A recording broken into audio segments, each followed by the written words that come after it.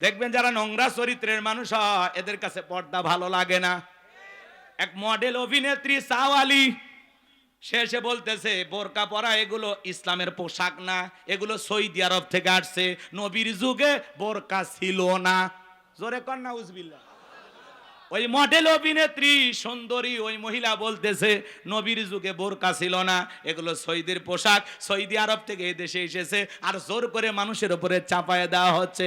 বলেন তো বাজান, নারীদের জন্য পর্দা করা নফল না ফরজ?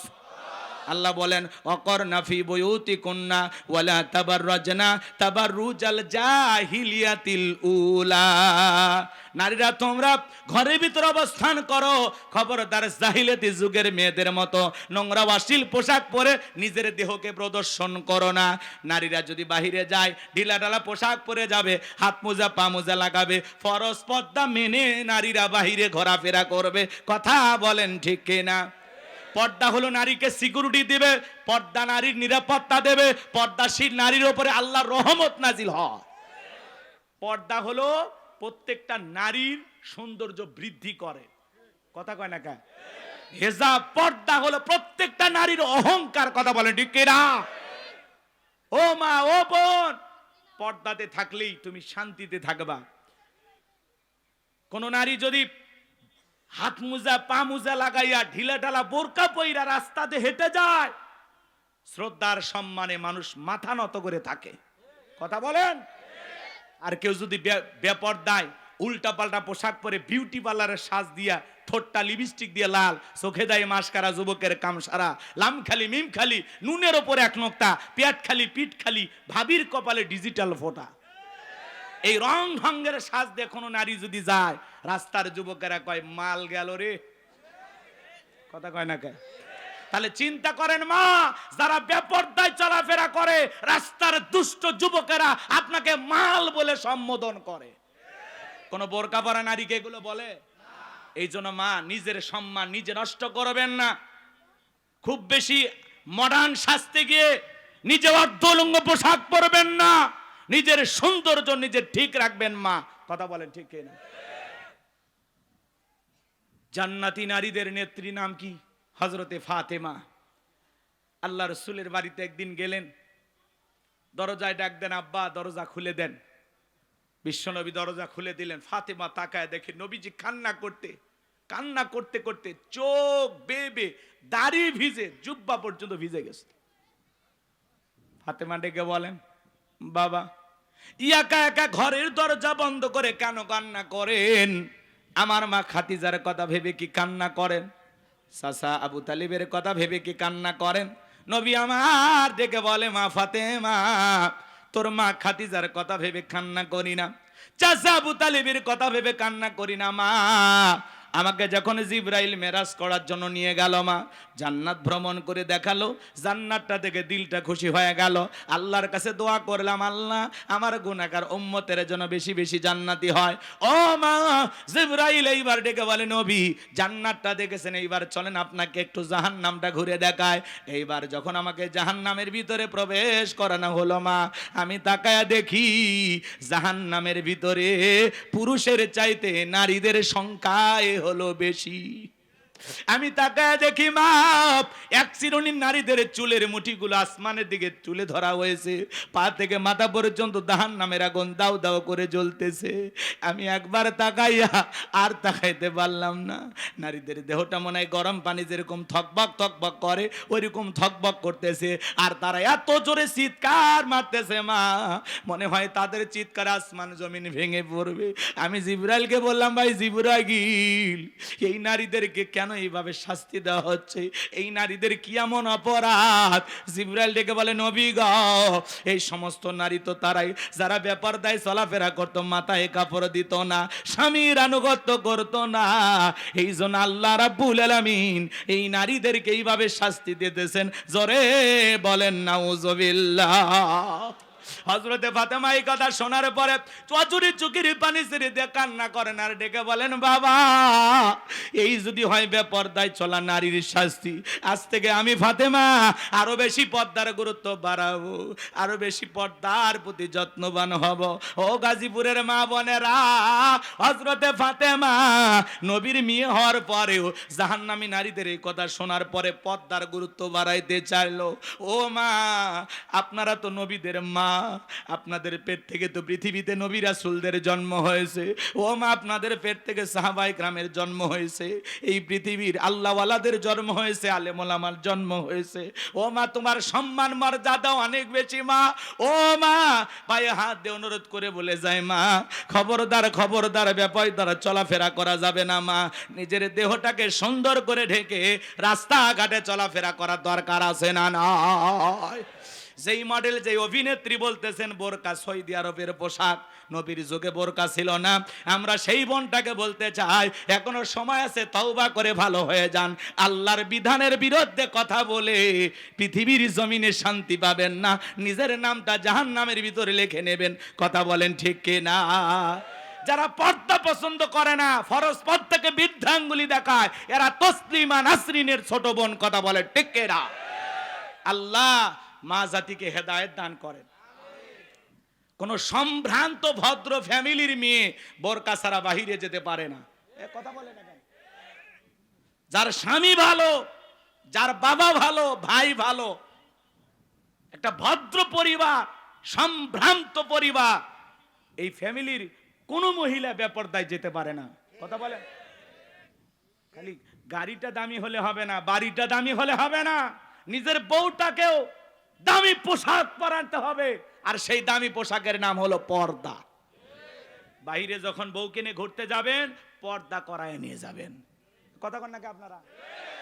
এরপরে বাড়িতে যা ইচ্ছে তাই পরে থাকুক, কোনো সমস্যা নাই, কারণ আপনার জিনিস আপনি দেখবেন, বাহিরের মানুষকে দেখানো যাবে। বউ কি পাবলিসিটি করার জিনিস নাকি পার্সোনাল জিনিস?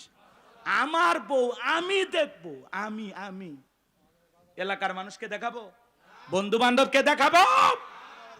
যারা নিজের বউকে মানুষের সামনে প্রদর্শন করে, মানুষকে দেখা, এদের রুচিতে সমস্যা। কথা কন, এদের রুচিতে সমস্যা। কথা কন ঠিক না? আল্লাহ আমাদের হেদায়েত দান করে। আর একটু জোরে বলেন আমিন।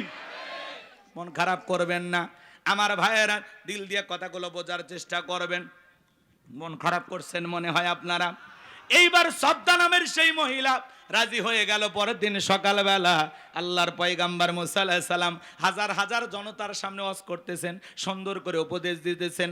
ওই ভরা মজলিসে মুসা আলাইহিস সালামের আলোচনা শোনার পরে সবদা নামের সেই নারীর চোখের পানি দিয়ে, চোখ দিয়ে পানি ঝরতেছে। বলুন আল্লাহু আকবার। এবার নারীটা অজরে চোখের পানি ছেড়ে দিয়ে কান্না করতেছে। কারণ ডেকে বলে তাড়াতাড়ি করে দাঁড়াও, বলেন আর একটু শুনি। এইবার দুইজন লোক পাঠা দিয়েছে। ওরা বলে নেতা গতকাল রাত্রিতে 1 বস্তা টাকা দিয়েছে, আর 1 বস্তা টাকা আছে, তাড়াতাড়ি করে সাক্ষী দিয়ে টাকার বস্তাটা নিয়ে যা। সবদা বলে আর একটু শুনি, বলে না শুনতে দেওয়া যাবে না। দুইজন 2 হাত ধরে ওই ভরা মজলিসে সবদাকে জোর করে দাঁড় করায় দেয়। যখন জোর করে দাঁড় করায় দিয়েছে, কারণ লাভ মেরে দাঁড়ায়, বলে মুসা রে ওয়াজ বন্ধ কর, তাকায় দেখ 2 নাম্বার মহিলা দাঁড়াইছে। মহিলাটা 2 নাম্বার না 1 নাম্বার। মুসা নবী কি জানে? রতনে রতন চেনে। ডাইরেক্ট বলতেছে, ও নবী মুসা ওয়াজ বন্ধ করো। আজও পৃথিবীর জমিনে তাকায় দেখবেন, আলেম আলেম যখন হক কথা বলে, আল্লাহর আইনের কথা বলে, মসজিদের মেম্বারে দাঁড়িয়ে যখন সুদের বিরুদ্ধে বক্তব্য দেয়, সভাপতি সুদখোর খেপে যায়। ডাইরেক্ট বলে, হুজুর আপনার ওয়াজ বন্ধ করেন, আপনার ওয়াজ লাইন ছাড়া। যারা আলেমদেরকে বলে আপনার ওয়াজ লাইন ছাড়া, আসলে ওর জীবনটা লাইন ছাড়া, ও পুরোটাই তার সেরা।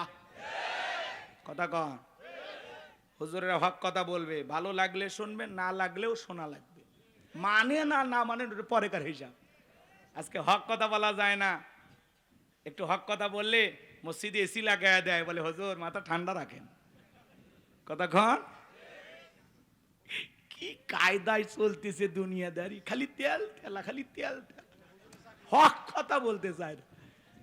রাগ করতেছেন?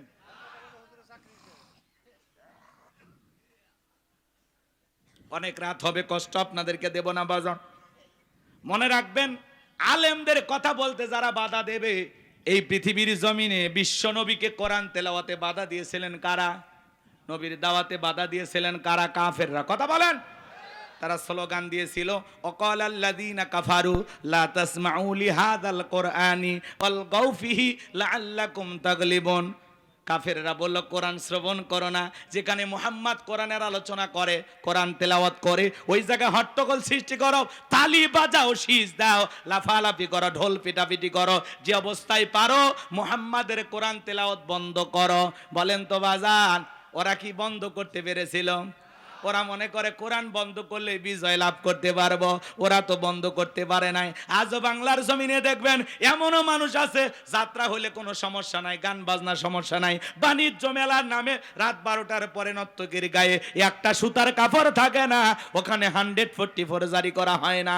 এই দেশে যারা তাফসিরুল কোরআন মাহফিলে, ওয়াজ মাহফিলে 144 জারি করে আলেমদের কথা বলতে বাধা দেয়, আমার বিশ্বাস ওদের জন্ম মুসলমানের ঘরে হতে পারে না। মুসলমান কোরআনের পক্ষে থাকবে, কোরআনের বিরোধিতা করতে পারে না। লম্বা হবে বাজান, লম্বা করব না। এইবার সবদা দাঁড়িয়ে গেছে, কারণ ডেকে বলে সবদা তোমার যা বলার তুমি বলো, আমি তোমার সাথে আছি। সবদা বলতেছে কারণ বৈশা পারো, আমি যেহেতু দাঁড়িয়েছি বলার জন্য আমাকেই বলতে দাও।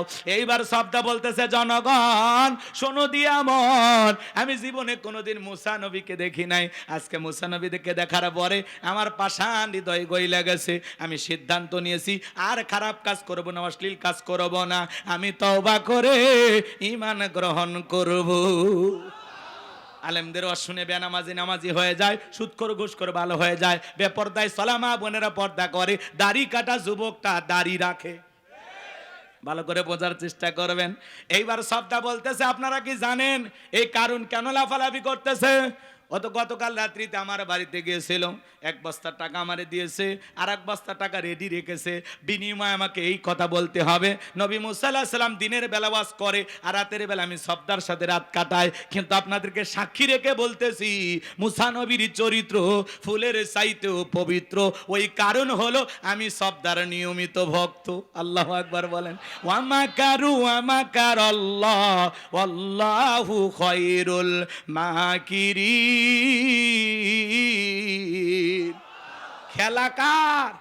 যে গর্ত করেছে নিজের গর্তে নিজেই পড়েছে। কথা বলে ঠিক কি না? যারা কোরআনের ফাঁকে আল্লামা সাঈদী হুজুরের বিরুদ্ধে সাক্ষী দিয়েছিল, তারা এখন বলে আমাদেরকে পিস্তল ঠেকিয়ে সাক্ষী দিতে বাধ্য করেছে। শুকরঞ্জন বালি আল্লামা সাঈদীর জানাজায় যা বলে সাঈদী সাহেব হত্যাকারী ছিল না, ধর্ষণকারী ছিল না। কথা বলে। কোরআনের পাকে আল্লামা সাঈদী হুজুরকে 13 বছর মিথ্যা মামলা হামলা দিয়ে জেলখানায় বন্দী করে রেখেছিল। সেই সাঈদী হুজুর বিদায় নেওয়ার 1 বছর পার না হতেই আল্লাহ ওদের ক্ষমতার চেয়ার থেকে বিদায়ের ঘন্টা বাজায় দিয়েছে। সাঈদী সাহেব একজন জামানার বড় আলেম ছিল, দ্বীনের দায়ী ছিল। 50 বছর নিরলসভাবে কোরআনের তাফসীর করেছেন। এই বাংলাদেশের তাফসীর জগতের রূপকার ছিলেন আল্লামা সাঈদী হুজুর। সেই মানুষটাকে বিদায় করছে। এখনো আওয়াজ শুনলে মনে হয় কলিজাটা ঠান্ডা হয়ে যায়। কি কণ্ঠ, কি তিলাওয়াত, কি কথা বলার ধরন, মাশাআল্লাহ। এরকম সাঈদী আর পাবো? সে সাঈদী সাহেবের সন্তানেরা, সুযোগ্য সন্তানেরা, ওনারা ডক্টর জাকির নায়েকের সাথে কথা বলে তার একটা প্রোগ্রাম আগামী নভেম্বর মাসে তাদের এলাকায় করার একটা চিন্তা ভাবনা করতেছেন। ডক্টর জাকির নায়েক তিনি আগামী নভেম্বর মাসে বাংলাদেশে আসবেন। সাঈদী সাহেবের পরিবারের আমন্ত্রণ গ্রহণ করেছেন, দাওয়াত গ্রহণ করেছেন। বলেন মারহাবা। তাহলে ডক্টর জাকির নায়েক যদি আসে, কি বলেন 2-4 লাখ মানুষ হবে কিনা? কিন্তু উনি আসবে, কথা বলবে। আলহামদুলিল্লাহ, ওনার জন্য আমরা দোয়া করি। একজন ডক্টর মানুষ, তারপরে ইসলাম প্রচারের জন্য অনেক অনেক বড় ভূমিকা পালন করেছেন। কথা বলে ঠিক কিনা? অসংখ্য মানুষ তার হাতে কালেমা পড়ে মুসলমান হয়েছেন। কথা বলে ঠিক কিনা? তার বিরুদ্ধে অনেক আমাদের মতো হুজুরেরা কথা বলে, হুজুর আপনার ওয়াজ শুনে তো 10 জনও কালেমা বললো না। আর উনি ডক্টর জাকির নায়েক, তার বয়ান শুনে ভারতে কত হাজার মানুষ মুসলমান হয়েছে। ভারতের সরকার তার বিরুদ্ধে গ্রেপ্তারি পরোয়ানা জারি করেছিল, তার চ্যালেঞ্জ বন্ধ করে তাকে দেশেই থাকতে দেয়নি। কথা বলেন। তার মানে তিনি একজন মাজলুম দ্বীনের দায়ী। কথা বলে ঠিক কিনা? আমরা দোয়া করছি উনি বাংলাদেশে আসবেন ইনশাআল্লাহ। ডক্টর জাকির নায়েককেও দিন প্রচারের জন্য কবুল করেন। এটা জোরে বলেন আমিন। কষ্ট হচ্ছে আপনাদের? আমার ভাইয়েরা মন খারাপ করবেন না, কষ্ট মনের মধ্যে নেবেন না বাজান গো আমার। এইবার যখন গোপন তত্ত্ব ফাঁস হয়ে গেল, নবী মুসা আলাইহিস সালাম ডেকে বলে, আল্লাহ চাইতে গেছিলাম যাকাত, আর আমার বিরুদ্ধে এত বড় মিথ্যা অপবাদ মেনে নেওয়া যায় না। আল্লাহ আপনি জমিনকে অর্ডার দেন, জমিন যেন কারণে ধন সম্পদ সহ কারণকে গ্রাস করে ফেলে। আল্লাহ দোয়া মঞ্জুর করলেন। এইবার কারণে ধন সম্পদ সহ জমিনের ভিতরে হাঁটু পর্যন্ত চলে গেছে। ও বলে ব্যাপার না, উঠতে পারবো। এইবার যখন মাজা পর্যন্ত চলে গেছে, কোমর পর্যন্ত চলে গেছে, ও বলে দেহে শক্তি আছে, উঠতে পারবো, ব্যাপার না। এইবার যখন জমিনের ভিতরে গলা পর্যন্ত চলে গেছে বাজার, কারণ ডেকে বলে, ও নবী মুসা, ধন সম্পদ যা আছে সব তোমার আর তোমার আল্লাহর, তুমি নিয়ে যাও, একটু ভিক্ষা দাও। মুসা আলাইহিস সালাম ডেকে বলে, আল্লাহুস সামাদ, আমার আল্লাহ অমুখাপেক্ষী, আমার আল্লাহ কারো কাছ থেকে কিছু চায় না, আমার আল্লাহ শুধু দিয়েই যায়। তবে তোর ধন সম্পদ নিয়ে বেশি বাড়াবাড়ি ছিল, কারণ রে মরার আগে শুনে যা, তোর ধন সম্পদ সহ জমিনের ভিতরে চলে যাবি, আর পৃথিবীর ইতিহাসে তোর মতো যারা সম্পদ জমা রাখবে, আল্লাহ রাস্তায় খরচ করবে না, যাকাত দেবে না, কঠিন কিয়ামতের ময়দানে তুই কারুনের কাতারে দাঁড় করাইয়া আল্লাহ তাদেরও বিচার করবে। সূরা তাওবার ভিতরে আল্লাহ স্পষ্ট বলেছেন, যারা স্বর্ণ রূপা টাকা পয়সা জমা রাখে, আল্লাহ রাস্তায় খরচ করতে চায় না, তাদের জন্য কঠিন আযাবের সুসংবাদ। এজন্য বাজান, ধনী যাকাত দিলে সম্পদ কমে না বাড়ে। প্রত্যেক বছর হিসাব করে করে যাকাত দেবেন তো ইনশাআল্লাহ। প্রত্যেক বছরে হিসাব করে করে আল্লাহর কোন কোন বান্দা যাকাত দিতে রাজি, দুই হাত তুলে আল্লাহকে দেখান। আল্লাহ আমাদের সম্পদ থেকে যাকাত দেওয়ার তৌফিক দান করুন, জোরে বলুন আমিন। আপনার এই সম্পদের মধ্যে মানুষের হক আছে না নাই? আদায় করবেন তো ইনশাআল্লাহ। এইবার যুবক রেডি থাকো, 4 নাম্বার গুনাবলী। আল্লাহ রাব্বুল আলামিন বলেন, ওয়াল্লাযীনা হুম লিফুরুজিহিম হাফিজুন। মুমিন বান্দার 4 নাম্বার গুনাবলী, নিজের যৌবনটাকে কন্ট্রোল করা, নিজের যৌবনটাকে হেফাজত করা। মুমিনের যৌবন হোটেলে বিক্রি হতে পারে না, পার্কে বিক্রি হতে পারে না। মুমিন কোনোদিন বিয়ের আগে অবৈধ কোনো প্রেম ভালোবাসা করতে পারে না। আল্লাহ শিশুকালের হিসাব নেবেন না, হিসাব নেবেন যৌবনকালের। কথা কয় না, কথা কয় না। যৌবনকালে আমরা শয়তানের ওয়াসওয়াসায় পড়ে গুনাহ করতে ভালোবাসি, আর যৌবনকালের ইবাদত আল্লাহ পছন্দ করেন। কে পছন্দ করে? এই যুবক এদিক এদিক খেয়াল কর। শয়তানের ওয়াসওয়াসায় পড়ে আমরা গুনাহ করতে মজা পাই, মজা পাই। শয়তান গুনাহ আমাদের সামনে মজা মজা ভাবে উপস্থাপন করে, সেই মজা লাগে গুনাহ করতে। কিন্তু একটাবার চিন্তা করি না, এই রঙের যৌবন একদিন জং ধরে যাবে, এই কাঁচা দাড়ি একদিন সাদা হয়ে যাবে, টাইট চামড়াটা ঢিল হয়ে যাবে। কথা বলে ঠিক কিনা? থাকবে না, থাকবে না, কিচ্ছু থাকবে না, সব শেষ হয়ে যাবে একদিন। আল্লাহকে ভয় করতে হবে। কথা বলেন। হযরতে আলী রাদিয়াল্লাহু তাআলা আনহু বলেছেন, তোমরা যৌবনের তাড়নায় গুনাহ করো, একদিন তোমাদের যৌবন থাকবে না, আমলনামায় গুনাহ ঠিকই লেখা থাকবে। কথা বলে ঠিক কিনা? এ যুবক শোনো, শোনো। এই পৃথিবীতে যৌবনের পরীক্ষা দিয়েছিলেন আল্লাহর নবী ইউসুফ আলাইহিস সালাম। কি নাম বললাম? ইউসুফ আলাইহিস সালাম যৌবনের পরীক্ষা দিয়েছিলেন। জুলেখা একটা গোপন কক্ষে নিয়ে গেছে, প্রত্যেকটা দরজায় তালা মারা। গোপন কক্ষে নিয়ে যা বরে দিলে বড় জালারে পাঞ্জাবিওয়ালা। হুজুর তো কিছুই বোঝে না, হুজুর সবই বোঝে, নারীর ছলা কলা বোঝে না। এবার কাছে যায় বরে, ইউসুফ রে তোমার চোখ দুইটা ভারী সুন্দর। ইউসুফ আলাইহিস সালাম ডেকে বলে, তোরে তত ভেজাল আছে। যার বউ বেশি কান্নাকাটি করে ধমক দেব, রে চুপ, খবরদার কাঁদবি না। ঘটনা কি হয়েছে আগে খুইলে ক। তোর কথা শুনে যদি মনে হয় এই ঘটনায় কাঁদা উচিত, স্বামী স্ত্রী একসাথে জামাত করে কাঁদা হবে, তাও একা কাঁদবি না। কিছু কিছু মহিলা দেখেন না, কথা বলার আগে কান্দে দেয়, চোখে মানে মোটর বসায় রাখছে, টিপ দেওয়া হয় না। কথা কন না, কথা কন। আর কান্দে কান্দে সব অভিযোগ আপনার মায়ের বিরুদ্ধে, বাবার বিরুদ্ধে, আপনার ভাই বোনের বিরুদ্ধে। কথা কন। আর আপনার ভবিষ্যৎ চিন্তে আপনার বইয়ের মাথার চুল উঠে যাচ্ছে, খালি চিন্তা। তুমি যদি এত মানুষের পিছনে খরচ করো, তুমি যদি এটা করো ওটা করো, আমাদের সন্তান আছে, আমাদের ভবিষ্যৎ আছে, কি হবে? তুমি তোমার মা বাবার পিছনে আর খরচ করো না, তোমার ভাই বোনকে আর টাকা পয়সা দিও না। হ্যাঁ, এইভাবে খরচ করলে তুমি তো নিঃস্ব হয়ে যাবে, ফকির হয়ে যাবে। ভবিষ্যৎ চিন্তাবিদ বাড়ি ঢুকে আমাদের ভবিষ্যৎই নষ্ট হয়ে যাচ্ছে। এ কথা কয় না। এরকম মহিলা নাই? মনে রাখবেন, মা বোন যারা আবার শুনতেছেন, মা মনে রাখবেন, আপনার স্বামী যদি তার মা বাবা ভাই বোনের জন্য খরচ করে, আল্লাহ সম্পদ বৃদ্ধি করে দেবে। এই খরচের মাধ্যমে দুইটা লাভ। এক নাম্বার হলো তার সম্পদ আল্লাহ বৃদ্ধি করে দেবে, দুই নাম্বার আল্লাহ তার হায়াতও বৃদ্ধি করে দেবে। তাহলে যেই স্ত্রী স্বামীকে খরচ করতে বারণ করে মামা বাবা ভাই বোনের জন্য, তার মানে ওই স্ত্রী চাই স্বামী তাড়াতাড়ি মারা যাক। ভালো স্ত্রী কখনো বলে না তোমার মা বাবার জন্য এটা খরচ করো না। ওই স্ত্রী সবচাইতে উত্তম যে স্ত্রী তার স্বামীকে ডেকে বলে খবরদার তুমি তোমার মা বাবার সাথে খারাপ ব্যবহার করবা না, কারণ আমি একদিন মা হব, তুমি তোমার মা বাবাকে কষ্ট দিও না, এটা আমি কখনো পছন্দ করি না। কথা কন? ওই রকম স্ত্রী দরকার যে স্ত্রী তার শাশুড়ির মাথায় জুই নারিকেলের তেল, কিউট নারিকেলের তেল মাখায় দিতেছে, শাশুড়ির জন্য গোসলের পানি রেডি করে দিচ্ছে। কথা বলেন? এরকম বউ দরকার। কি কন? আর উল্টো হয়ে গেছে, শাশুড়ি বেটার বইয়ের মাথার তেল দিয়ে দিচ্ছে। ভালো দেওয়া ভালো, মিলেমিশে থাকা ভালো, এটা মানলাম, কিন্তু উল্টো বলে আম্মা আমার শরীরটা একটু খারাপ, গোসলের পানি আপনি রেডি করে দেন। আছে না নাই? নিজের ছেলের বইয়ের পরনের পোশাক শাশুড়ি ধুয়ে দিচ্ছে। হওয়া উচিত কি আর হচ্ছে কি সমাজে? কথা কন? মানে শাশুড়িকে চাকরানির মতো ব্যবহার করে। এ কথা কন নাকি আপনারা?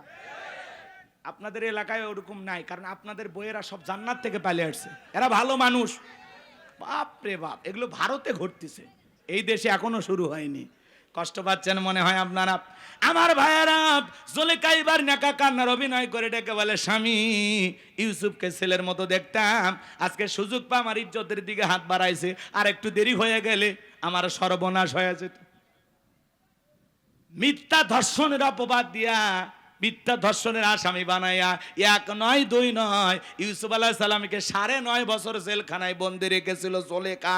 আজও আলেমদেরকে ধর্ষণের আসামি বানায়া জেলখানায় বন্দি করবে যারা, ওরা হলো ডিজিটাল জুলেখা। ভালো করে বোঝার চেষ্টা করবেন বাজান।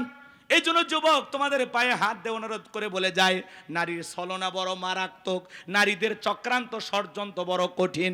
মনে রাখবা, নারীদের চক্রান্ত এত মজবুত, এত কঠিন, মাঝে মাঝে শয়তান ওদের কাছে ফেল মারে।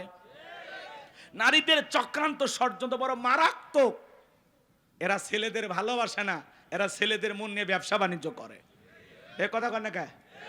পুরুষ নারীর ভালোবাসার কাঙ্গাল, কিন্তু ওই নারী আপনাকে ভালোবাসে না, আপনাকে ঘৃণার চোখে দেখে, ও অন্য পুরুষের কাছে ভালোবাসা খোঁজে। কথা বলে না কেন? এরকম মহিলা আছে না নাই? আজকে এই সমাজে সবচাইতে বড় সমস্যা যেই জিনিসটা আমাদের করে ফেলেছে, সেটা হলো এই মোবাইল। কথা বলে না কেন? এই মোবাইলের কারণে মানুষের সময় নষ্ট হচ্ছে, মানুষের জীবনের মূল্যবান সময় মোবাইলের পিছনে নষ্ট হচ্ছে। ইউটিউব ইন্টারনেট ঘাটাঘাটি করে, ইমো মেসেঞ্জারে সেটিং করে। কথা বলেন? এই মোবাইলের ওজন কম, কিন্তু মোবাইলের মাধ্যমে পাপের ওজনটা অনেক বেশি। একা একা রুমের ভিতরে দাঁড়ায়া যুবক কি সুন্দর ভিডিও দেখতেছে, কথা কয় নাকি? তাহলে এই মোবাইল যুব সমাজকে নষ্ট করছে। কথা বলে ঠিক কি না? দেশে মোবাইল আইছে, চিঠি বন্ধ হইয়াছে, দিওয়ানা বানাইছে, পোলা মাইয়ার মনের কথা ভাসে বাতাসে। ও দেখো পোলা ফানের মন বাদা ফেসবুকে এখন, মোবাইলে চ্যাটিং কইরা কাটায় সারাক্ষণ। এই মোবাইল পাইয়া দেখো মদনের মাইয়া, এই মোবাইল পাইয়া দেখো রমজানের মাইয়া, কি কাণ্ড ঘটাইছে, স্বামী সন্তান রাইখা নাকি পালাইয়া গেছে, স্বামী সংসার রাইখা নাকি পলাইয়া গেছে। 2 বাচ্চার মা, 4 বাচ্চার মা পরকীয়া প্রেম করে আরেকটা ছেলের হাত ধরে পালিয়ে যায়। যে নারী স্বামী রেখে সন্তান রেখে আরেকটা পর পুরুষের হাত ধরে পালিয়ে যায়, ওটা নারী না, ওটা নারী জাতির কলঙ্ক, পাশানি, ডাইনি, ছলনাময়ী। কেমনে পারলা মা? ও মা, তুমি কেমনে পারলা স্বামী রাইকা সন্তান ডাইকা আরেকটা পুরুষের হাত ধরতে? কেমনে পারো? এই কথা আপনাদের এলাকায় জীবনে এই ঘটনা ঘটেনি? অবাক হয়ে যাবেন। ভাগিনা মামির সাথে উধাও, শাসিক না ভাতিজের খবর নাই, ভাবিক না দেবর উঠাও, কে ধরনের ঘটনা ঘটতেছে না? এর মূল সমস্যা হলো বেপরদায় চলাফেরা।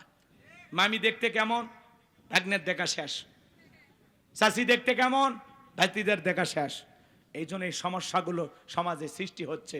এই জন্য বাজান বেপরদায় চলাফেরা করা, নারীদেরকে কন্ট্রোল করতে হবে। রাগ করেন, সব দোষ কি নারীর, পুরুষের দোষ নাই?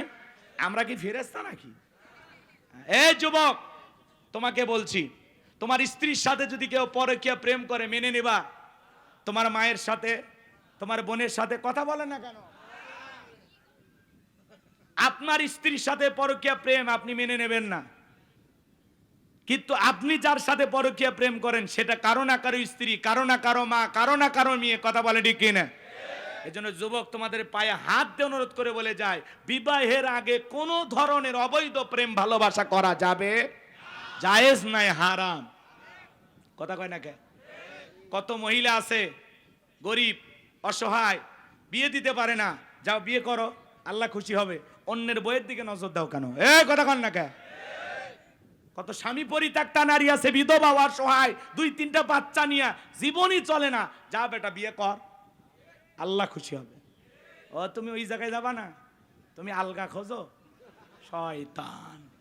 আল্লাহ হেদায়েত দান করুক, জোরে কোন আমিন। শুনতে খারাপ লাগে,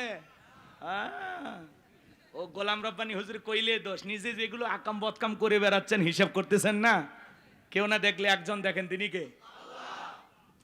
যুবক শোনো, কার হাত ধরে পার্কে ঘুরতেছো? মা বাবার চোখকে ফাঁকি দিতে পারবা, আল্লাহর কুদরতি চোখকে ফাঁকি দেওয়া যাবে? রাত 2টার দিকে কার জানালায় যা ডাক দিয়া সারা রাত গল্প করেছো? অনেক চাচা ভাবতেছে যাক সব আজ যুবকদের হচ্ছে, আমরা বেঁচে গেলাম। চাচা, আপনার এরকম বয়স ছিল যখন 22 বছর 25 বছর ছিল, ওই যে যমুনা নদীর যায় সোয়েলা নৌকা চড়া, ওই যে চরের ভিতরে কাশফুলের ওই সাইডে কার হাত ধরে ঘুরেছেন? সেই দিনের লেখাও ফেরেশতারা লিখে রাখছে, ভুলে গেছে। আল্লাহ হেদায়েত দান করেন। যদি গুনাহ করে থাকেন আল্লাহর কাছে মাপ চান। কথা কয় না কেন? আল্লাহ আমাদের হেদায়েত দান করেন, জোরে বলেন আমিন। এই পরকের অভিশাপে পুরো বাংলাদেশে আগুন জ্বলতেছে। কথা বলেন, রাগ করতেছেন নাকি? আর একটা সমস্যা কি বলবো? ও দেশে টিকটক আসিয়া সব গেল ভাসিয়া। টিকটক বোঝেন না? ছোট ছোট বাচ্চারা টিকটক ভিডিও বানায়, মহিলা নুডলস রান্না করতেছে, তাও টিকটক। হ্যালো বন্ধুরা, দেখেন কিভাবে নুডলস রান্না করতে হয়। প্রথমে সয়াবিনের তেলের পরে তেজপাতা, তারপরে আমার গালতে একটা থাপ্পড় মেরে ছুঁয়ে যাবেন। আরে ভাই, রান্না করতেছে করুক, কে মানা করছে এই পাগলিক? কিন্তু এগুলো নাটক করতেছে, সমাজে আছে না নাই? বেপরদায় চলাফেরা, হারিয়ে কি নোংরা নোংরা সমাজ হয়ে গেছে। কথা কর ঠিক কিনা? নিজের বউকে দিয়া বেপরদায় ভিডিও বানায়া ইনকাম করতেছে, এর চাইতে ভিক্ষা করে খাওয়া ভালো। কথা কর। ও দেশে টিকটক আসিয়া সব গেল ভাসিয়া। সিদ্দিক সোরা নায়ক হইছে আইডি খুলিয়া, হিরো আলম নায়ক হইছে আইডি খুলিয়া। এই মোবাইলে হাই কি জাদু আছে ভাই, পোলা পান বই যাচ্ছে, পড়ালেখা তুইলা রাখছে সপ্ত মাকাশে। যাই হোক, বাজার লম্বা হবে, আমি লম্বা করব না। আজকের যুবকেরা এমন অবস্থা হয়ে গেছে, 20 বছরের যুবক বাড়িতে যা বলে, আব্বা উত্তরবার লাকিকে আমি কথা দিয়েছি, রাজি থাকলে 1 সাবুন, না হলে 2 সাবুন। পিতামাতা রাজি হয় না, পালিয়ে যায়, বিয়ে করে। 3 মাস পরে বউ পালিয়ে যায়, জীবন থেকে শান্তিও হারিয়ে যায়। মনে রাখবেন যে সন্তানেরা পিতামাতার মনে কষ্ট দিয়া অবাধ্য হয়ে পালিয়ে বিয়ে করে, এরা জীবনে কখনো সুখী হতে পারবে না। পিতামাতার মনে কষ্ট দিয়া কখনো ভালো থাকতে পারবেন না। পিতামাতার দোয়া আছে যেখানে বরকত আছে, তাহলে মা বাবার দোয়া নিয়ে বিয়ে করার দরকার আছে না নয়? তাহলে 4 নাম্বার, ওয়াল্লাযীনা হুম লিফুরুজিহিম হাফিজুন, নিজের যৌবনটাকে সংযত রাখা, নিজের যৌবনটাকে হেফাজত করা। এ যুবক, যৌবনকালে লম্বা সময় রুকু করা যায়, লম্বা সময় সিজদায় থাকা যায়, যেটা বৃদ্ধকালে সম্ভব হয় না। একটা 80 বছরের বুড়া চাচাকে যদি বলা হয়, চাচা ও চাচা, এটা পৌষ মাস মাঘ মাস, 2000 টাকা দেব, পুকুর থেকে একটু গোসল করে আসেন। চাচা বলে, ভাতিজা পুকুর থেকে গোসল করে 2000 টাকা নেওয়ার মতো শক্তি থাকবে তো? কথা কয় না কেন? একটা বৃদ্ধ মানুষের কাছে ঠান্ডা কি কম না বেশি? কিন্তু একটা যুবককে যদি বলা হয় 2000 টাকা পুকুরে গোসল কর, কয় হুজুর টাকা রেডি করেন, কাপড় খুলছি। আর একটা পাওয়ার আছে, স্পিরিট আছে, কথা কন। এই জন্য এই যৌবন কালের রুকু সিজদা ইবাদত বন্দগি কবুল করেন কে? তাহলে যৌবন কালটায় আল্লাহর ইবাদতে কাটাইতে রাজি আছি তো ইনশাআল্লাহ। আল্লাহ কবুল করেন, জোরে বলেন আমিন। আল্লাহ রাব্বুল আলামিন বলেন ওয়াল্লাযীনা হুম লিআমানাতিহিম ওয়া আদিহিম রাউন। 5 আর 6 নম্বরে গুনাহ বলি। আল্লাহ বলেন ওয়াল্লাযীনা হুম লিআমানাতিহিম ওয়া আহাদিহিম রাউন। 5 নাম্বার আমানত রক্ষা করা। এই জীবনটা কি? জোরে কন, এই শেষ করে দিচ্ছি তো।